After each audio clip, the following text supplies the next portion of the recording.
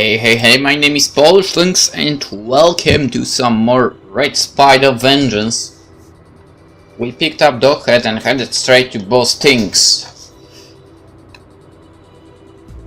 How long have you known that Johnny was close to boss Ting? Since quite a while back. John was feeling a gap in his heart. He wasn't able to talk to the pre-opera properly, so he latched onto boss Ting.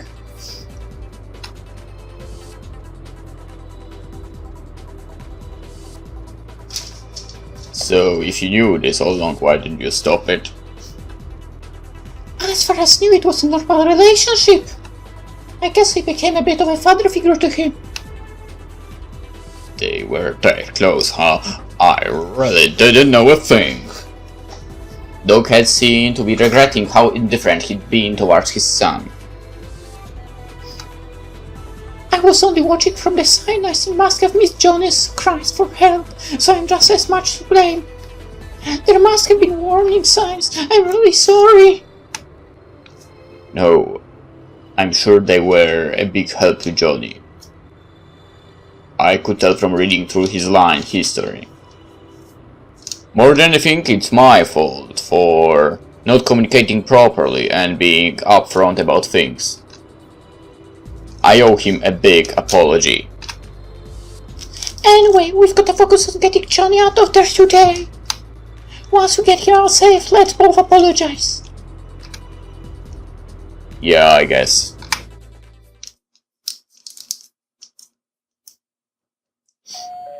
Ding dong. Doghead pressed the interphone buzzer. Who is it? It's Doghead. I've come to get my son. What are you talking about? Why would your son be here? Let me in so I can see for myself that he's not here. If you don't let me in, I'll force my way in. Wait a minute. A few minutes after the interphone cut off, I could hear the sound of a large number of people gathering behind the door. Quick! Get away from the door! Before the words were even out of his mouth, everyone had scrambled away from the door. At the same time, gunfire had broken out behind the door, and in seconds the door was covered in bullet holes. What on earth? He's serious! Oh well, guess we're gonna need to go all out. Shall we take him? Everyone returned to the car and we came back with a spare magazine each. On top of that, Luke had pulled the machine gun out of the trunk. Watching me stock up on magazines, Doghead looked dubious. Can you shoot a gun? Shouldn't you wait here with someone? Luke agreed with his suggestion. Yeah, good idea. I prefer you waited back in the car with Sean. No! I declined without hesitation. I feel a sense of responsibility for what's happened here. It's not appropriate for someone involved in the issue to just sit back and watch. Don't worry, I can at least protect myself. If I couldn't, I wouldn't have said I'd come alone. Luke shrugged silently. Doghead didn't seem convinced, but at least looked like he'd come to terms with the fact that I wasn't backing down. In that case, Luke and I will take the lead. You and Sean follow in behind. Okay, I'll back you up.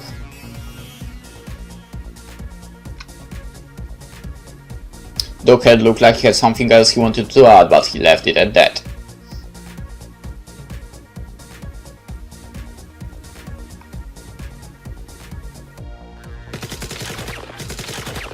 Everyone readied their guns, and Luke set off the machine gun. A few guys behind the door were knocked down straight away. I could hear the others scatter to the far end of the house. Taking this sudden silence as a sign it was safe to move, Luke kicked down the door.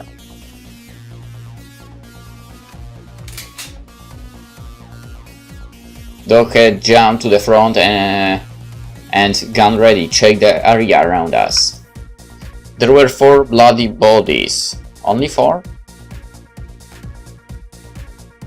On the floor, but boss Ting wasn't amongst them, unfortunately. How many do you think there are? They can't have expected attacks. I wouldn't expect there to be more than 10. So we're about halfway. That would be Nice. That moment, bullets started flying from the rear of the house. Locating the shooter, I returned fire. Headshot. My shot went through his head and he died instantly. 5 down! Doghead was shocked. Yvet, what's going on? Eh? I said I'd back you up. Doghead gazed at me closely, seemingly intrigued by my blunt reply. Then the first floor corridor was clear, so we pushed inwards. Guns poised Luke and I moved along the corridor, checking the rooms either side of us. We checked all the rooms on the first floor, but there was no sign of both Ting or Johnny. We decided to move to the second floor. We started to climb the stairwell, guns still at the ready. There were no shots from above yet. Reaching the top of the stairs, Luke aimed the machine gun upwards and let off a round above the door. It was a warning round in case there were any hostages. But there was nothing but silence. Opening the door, we crept into the second floor corridor. I sensed someone in the room to our right. Gesturing Luke and Doghead to wait back, I let off a few shots through a closed door. I could hear the sound of someone running from the back of the room.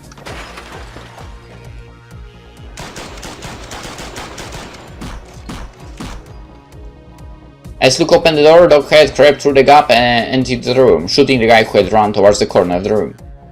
At the same moment, I shot dead the guy who had been aiming the Doghead from the opposite corner of the room. "You're crazy!" Luke muttered under his breath. Completely fearless. I wondered whether running in like that was pure recklessness or whether he had trusted me back him up. I figured I'd be okay with a witch like you on my team. It was as if Doghead had read my mind. We didn't find anyone else on the second floor, but Ting and Johnny were still nowhere to be seen. You think he escaped from the back door or something? No, I think he went downstairs somewhere, to be honest, if anywhere. I mean, come on. In a situation like that, you think he would keep someone upstairs? I'd say it would be basement. Unless they have, like, the roof area. Which, for some reason, I don't remember how it's called.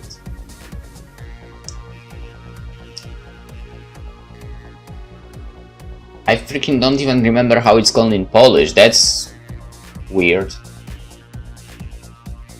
Attic! Oh, maybe in the attic, right? Whatever. I remember that the photos had shown the boys in a dingy room without sunlight.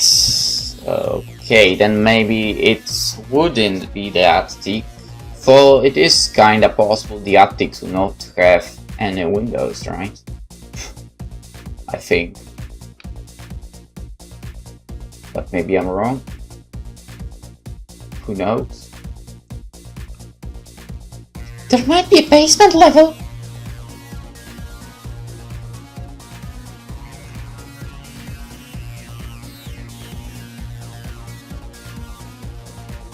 We returned to the first floor and checked all the rooms carefully. Sean found the door hidden behind a standalone closet. Here we go. As we neared the bottom of the stairway, I heard the sound of Boss Ting's voice. "Stop right there, stay there, or I'll kill Johnny!" In the distance, I could see Johnny chained to a chair and Boss Ting holding onto his neck. "All of you come downstairs and put your guns on the floor." We had to obey, putting our guns on the floor. We all lifted our hands above our hands. "Yvet, get over here!" Boss Ting singled me out. Hand raised, I moved slowly towards Boss Ting. "I don't expect to escape now this has been found out. But I'll at least take you with me, Yvet. I never liked you." With that, Boss Ting slowly lifted his right arm, aiming the gun squarely at me. "Well, I never liked you, you fat ass. but he briefly looked back at the other tree behind him, and not missing my opportunity, I made my move. I kicked both Sting's hand, knocked the gun to the floor, and quickly picked it up myself. Both Ting had lost his balance and fallen to the ground, so I quickly grabbed his arm, pulled the gun to his head, and forced him to his knees. Dog had picked up his own gun and drew closer to both Ting. You piece of filth! How dare you lay a hand on my son! Dog had twisted both Sting's other arm behind him and set his gun against his forehead.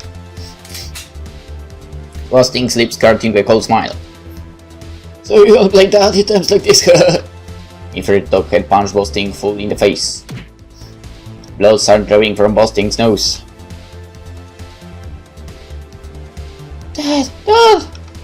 Suddenly, the sound of John's faint voice grabbed Dog's attention. What do you mean? Are you trying to protect this piece of filth? Johnny stared straight at Doghead from the chair he was chained to. I'm not trying to protect him. But it's not your place to do that when you don't know anything. John's gaze turned from Doghead to me. I want Lily to deal with posting. At these words, Doghead's eyes flickered between John and I, then, throwing his gun, he took a step back. I spoke to Johnny. Hey, Johnny, I'll get rid of the guy who took you captive here and tried to kill you. At my words, Luke subtly stepped in front of Johnny and blocked his view. I can't let a coward like you get away with losing the trust of innocent children. I'm doing this of my own accord, so you don't need to feel like it was your fault. And you don't need to watch him die either. But make sure you hear me shoot him, so you'll never have to be afraid of your torturer coming back after him. Doghead and John held their breath as they watched what was going on. Johnny nodded silently. I spoke to both Sting a second time. Hey, are you ready to receive what you deserve, you filthy kid killer? Realizing it wasn't worth saying anything more, both Sting gazed downwards his expression blank. Prepare your mouth, it's time for you to get what you deserve! I paused a moment and then shot both Sting to the back of his head. Boom!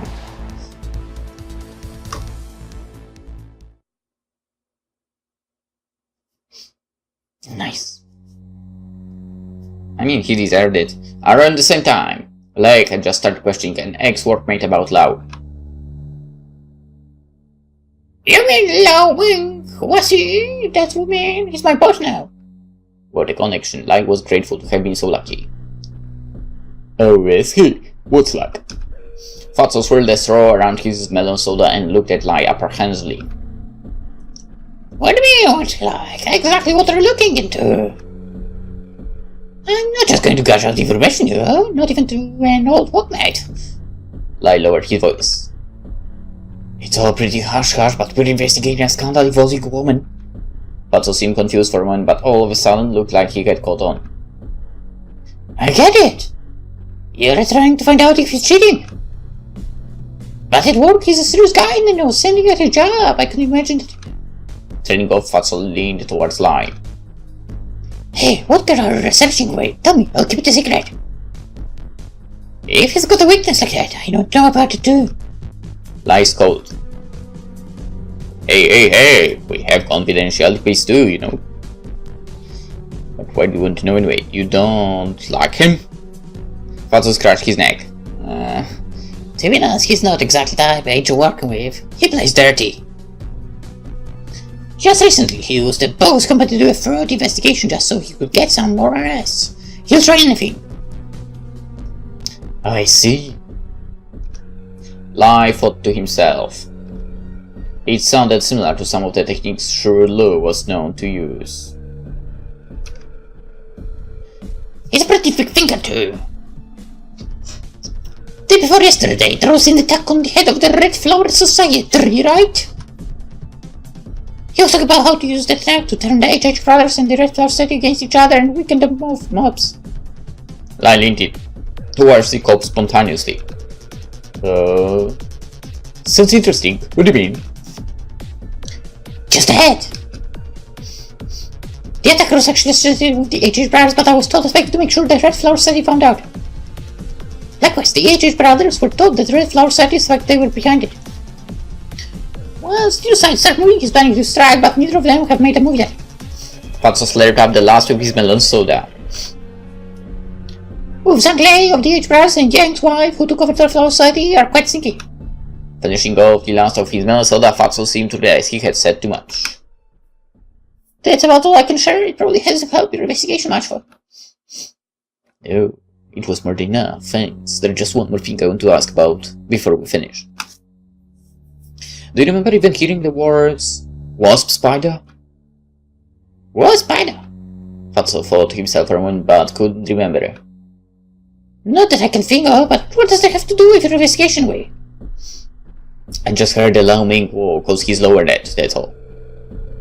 I guess he wouldn't use that kind of name at the workplace though, would he? That's a strange nickname for lover. Well, I for one haven't heard the words, but I'll let you know if I ever do. With that, Fatso stood up and left the cafe. He hadn't clarified Shurlu's role in all this, but finding out Lo Ming Wo was scheming against the Flower Society was enough for now. This was Licorice, so she wasn't likely to respond to an empty threat, but she at least needed to know what was going on.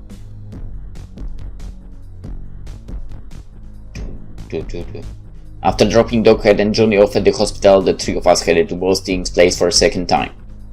We had to hide the dead body somehow so as to avoid any kind of police intervention. At the far end of the basement we found a pile of skeletons that looked like the remains of Ting's victims. If we could move the bodies and leave them there, I think we'd be safe.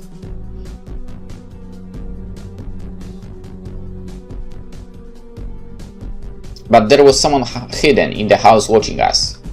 It was one of the Ting's men who'd been out at the time of the fight. Seeing his opportunity, he quickly slipped out of the house and called Shurlu.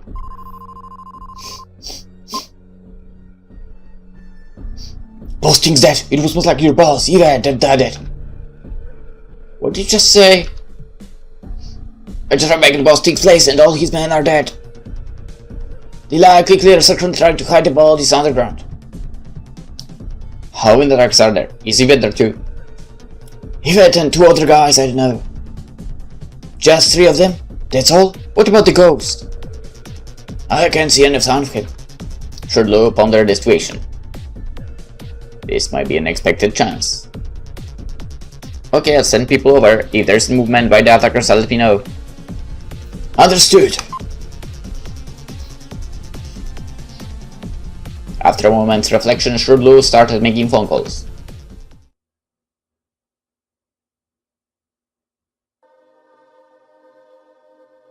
Upon return to the police station, Fatso could hear Lo talking on the phone. So there was father showing her true colors, The words "was spider" caught Fatso's full attention. I see that's what's going on. Okay, in that case I'll go to the hospital once the ghost arrives to arrest him for murdering Francis. Murdering Francis? Wasn't he still alive? No, I'll take care of Francis. I want to be sure to finish what I've started.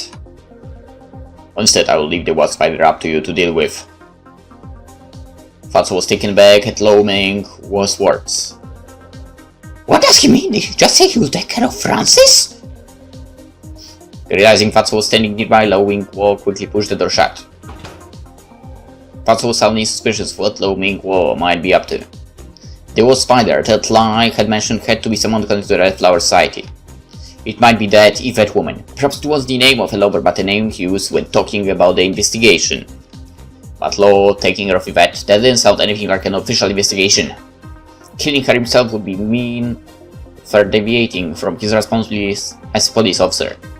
Fatso wanted to trust that he had just misheard something, but said to keep an eye on Lo's movements, just in case.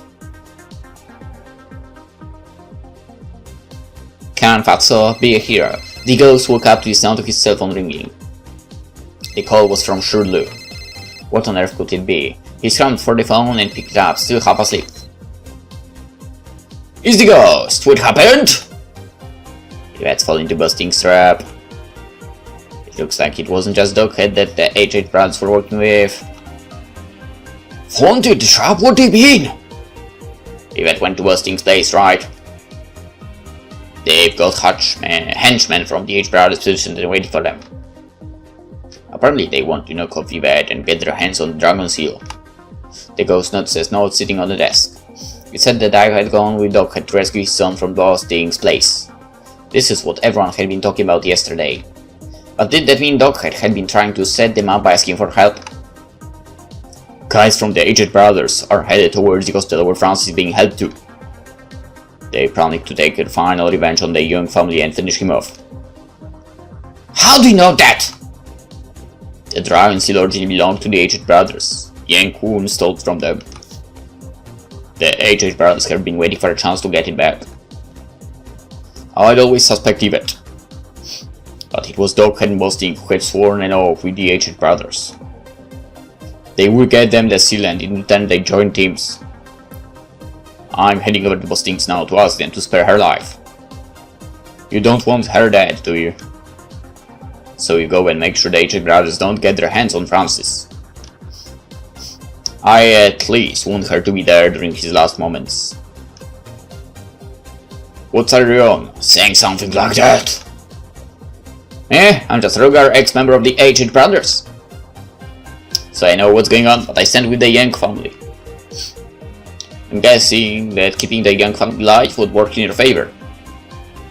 So what are you going to do? Are you going to trust me or not? There is not much time. Right, I'll head to the immediately. Go help Yvet. Hanging up the phone, the ghost tried to call Yvet and look just in case. That's a good thing to do. Neither phone connected, they were both out of reception.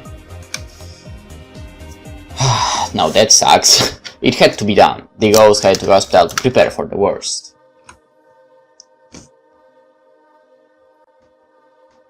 Too bad that he has no one to be, cooperate with. Sitting beside John in the hospital, Doghead got a call from Shurdlu. From Shurdlu, what is it? Doghead stepped in the corridor, a dubious look on his face. It's me, what happened? Boss Ting betrayed us. He's trying to lure Yvet and steal the Dragon Seal. Boss Ting did? What do you mean? He's planning on joining the H brothers, taking the Dragon Seal and Yvet's dead body as souvenirs. I'm heading to Boss Ting's place to stop them. Can you come too? How annoying. Doghead sighed. What? Okay, I'll go too. But what stink is that? And you were there! Shurdlu, what on earth are you scamming? Either way, it looked like Yvet was in danger. Doghead tried to call Yvet, but it seemed she was still working in the basement and her cell phone was out of reception. Where did you... what? Returning to the hospital room, Doghead spoke to Johnny.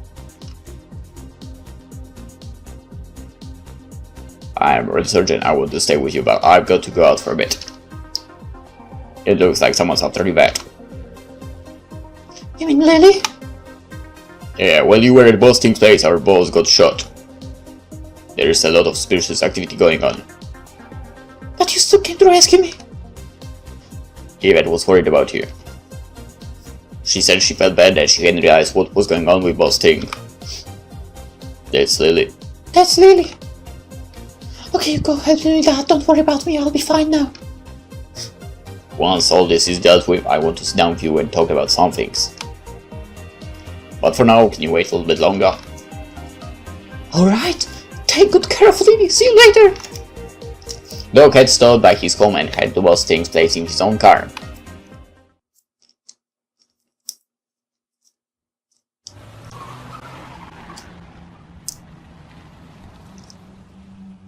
Still wiping blood off the floor, Sean noticed the sound of a car pull up outside. Looking through the window, he could see 4 cars around the house and men with guns heading towards them. There were at least 10 of them, and one of them was Shurdlu. Yvet and Luke had just gone upstairs to move his 6th body. Sean rushed up the stairs to tell them what was happening. Shurdlu and his guys are outside. There's more than 10 of them and they are all armed.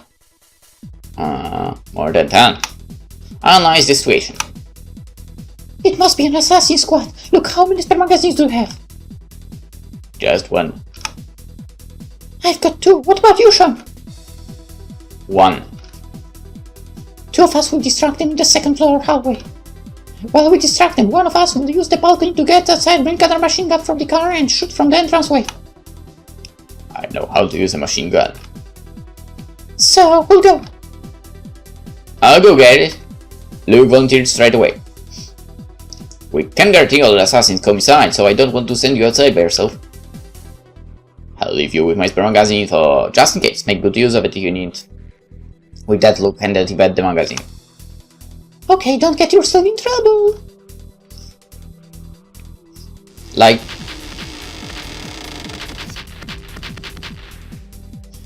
Okay, so you were in the house. There were guys with the guns.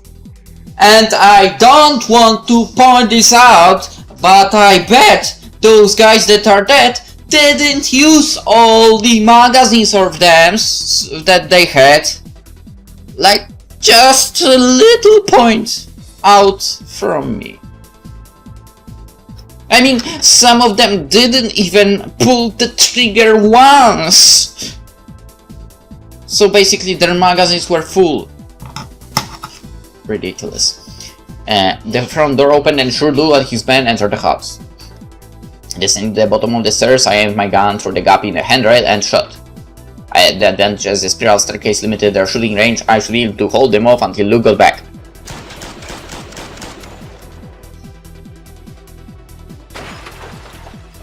The door opened and the sound of shots from NAKMS immediately filled the house. A few guys fell instantly. It looked like Luke had made it back okay. The rest turned on their heels and fled to the far end of the first floor. Are you guys alright? Luke yelled out to us, his eyes still fixed on the corridor. That was good timing, I had just run out the bullets. Answering him, I ran down the stairs and grabbed a spare magazine from Luke's pocket. Right, shall we clean up the rest of them? Luke and I pressed forward towards the corridor. We subdued the attackers. I found Shurdu slumped against the far wall of the first floor corridor, rasping for breath. Immediately I put my gun to his head. Shurdu, who are you working for? Shurdu laughed maliciously. Quite a woman, aren't you? It's impossible to keep you under reins. But you can't escape now. Grinning menacingly, Shurdu spoke his last words. I could hear the sound of sirens. Several police cars were fast approaching. We've surrounded the house! Put down your weapons and give yourselves up! I could hear the sound of a policeman yelling. Shurdu set us up. What shall we do now? Right at that moment I got a phone call from Doghead. Phew, finally got through to you. Doghead sounded relieved. Looks like Shurdu set us up. They're almost here. Can you get out? Where are you? I'm right behind Boss Ting's house. If you can get out the other balcony, I'll pick you up. Even if we could jump from the balcony, it would then be hard work climbing over the fence, and we'd likely get chased by the police out front. Suddenly I had an idea. We'll get there somehow, but we won't go out the back door. Is there space in the trunk? There is not much in there at the moment. But there is no way we're going to be able to hide 3 people in there. If we put Loki there, that will be all our space gone. That's fine. That's okay, right? I'm waiting for you.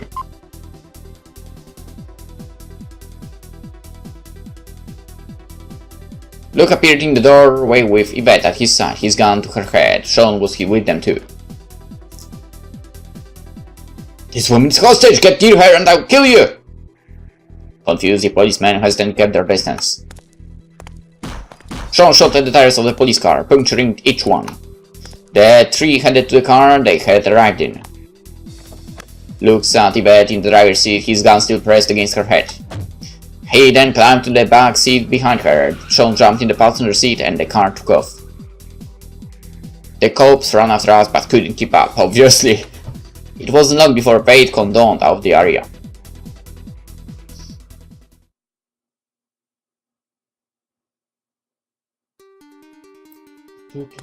Falling low as he left the police station, Fat so soon enough realized he really was heading to the hospital.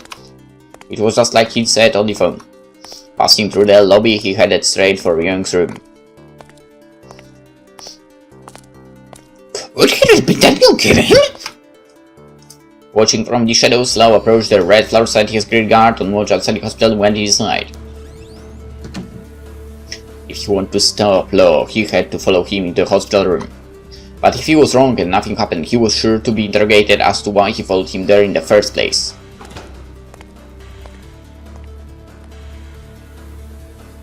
Before he could make up his mind, Law had left the room again, but the man who'd gone in with him was nowhere to be seen.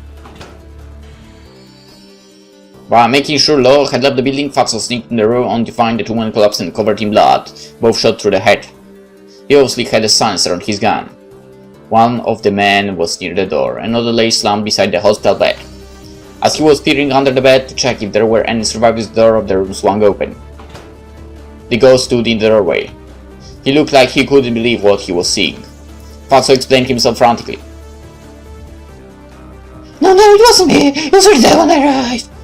The ghost ran to the man collapsed beside the bed. Boss, Francis. The ghost tried to talk to him and check his pulse, but he was clearly lost. A voice sounded from the doorway. What are you doing here? Taken back, the ghost and Fatso turned towards the door where the voice had come from. But it was Lo Ming who was more surprised when he noticed Fatso. What? What are you doing? When did you get here? Lo's question was clearly directed at Fatso. Things weren't looking good, Fatso whispered to the ghost. Let's get out of here! Noticing Lo reached for his gun and Fatso whispers. The ghost raised his own gun in a flash and aimed at Lo. Don't move!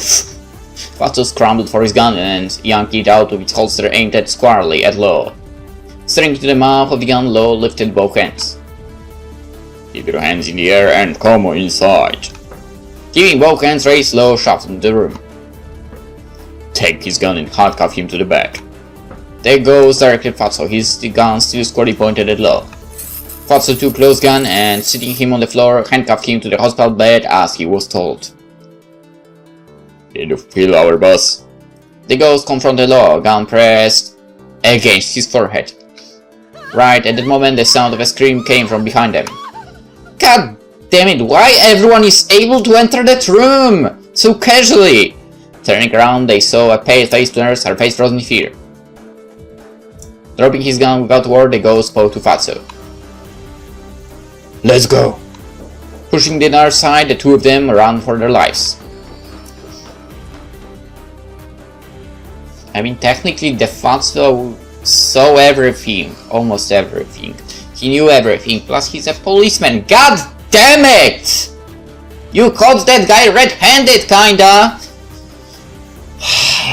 And he... Why would you have to run away? God damn it. A good distance from the hospital, they stopped and took covering back alley. Gasping for breath, Fatso dialed Lai's number.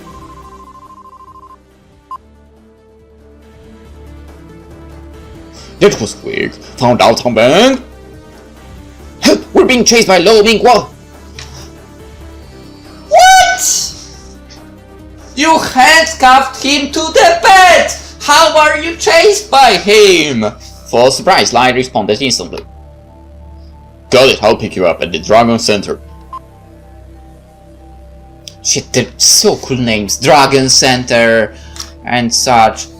Why is it only in Asian country that there are such cool names? Actually, well, the German names are cool too. They sound cool. But yeah, anyway, let's end the episode here, and tomorrow we will